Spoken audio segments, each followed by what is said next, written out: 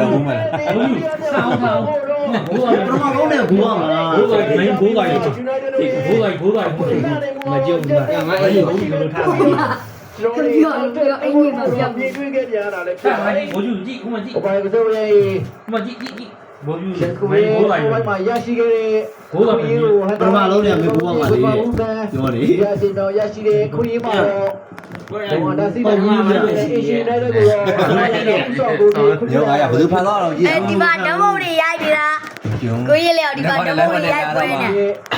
မကြုံတော့လိုင်းမတင်ကြတော့မှာလို့အဲ့ဒီကဘောအမဲ့လုံးကြီးပေါ့လေ ဘလုံးမဖန်ဘူးဘလုံးမဖန်ဘူး ဖန်တယ်လေသူချက်ထွက်သွားတယ် ဖြစ်ပေါ်တယ်ဒါပေမဲ့ရချိန်မြောက်ရရှိတာ